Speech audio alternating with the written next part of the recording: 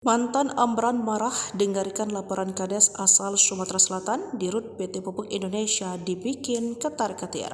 Menteri Pertanian Amran Sulaiman mengeluarkan peringatan keras terkait penyaluran pupuk bersubsidi. Dia pun meminta Direktur Utama PT Pupuk Indonesia Rahmat Pribadi langsung saja memecat anak buahnya jika jadi penyebab terhambatnya penyaluran pupuk subsidi ke petani. Yang masing-masing yang tidak sampai, aku minta kabarnya dicopot. Enggak, ini perintah, enggak boleh ditawar. Udah selesai. Kemudian cukup. yang kedua Pak Menteri. Cukup.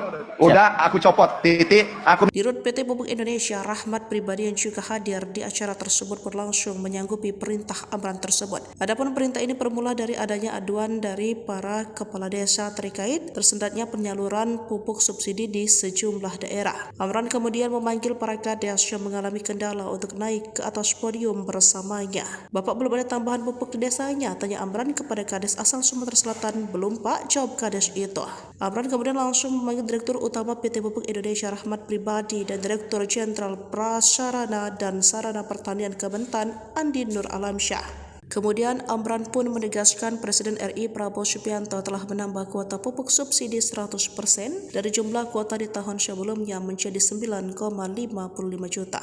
Dari 10 kades yang menghadap Amran hari ini, mayoritas dari mereka mengeluhkan penyaluran pupuk subsidi yang belum tersalur ke daerah yang mereka pimpin. Selain itu, persoalan saat proses penembusan pupuk subsidi juga disoroti dalam kesepakatan ini. Adapun kades tersebut berasal dari daerah Sumatera Selatan, Cilacap, Banten, Lampung, Ponorogo, Banyuwangi, dan Aceh. Ditemui usai kegiatan, Rahmat mengatakan pihaknya akan mengevaluasi secara menyeluruh dan mencari tahu inti persoalan terhambatnya penyaluran pupuk subsidi karena apa. Katanya evaluasi dilakukan agar memberikan penilaian yang adil dan objektif.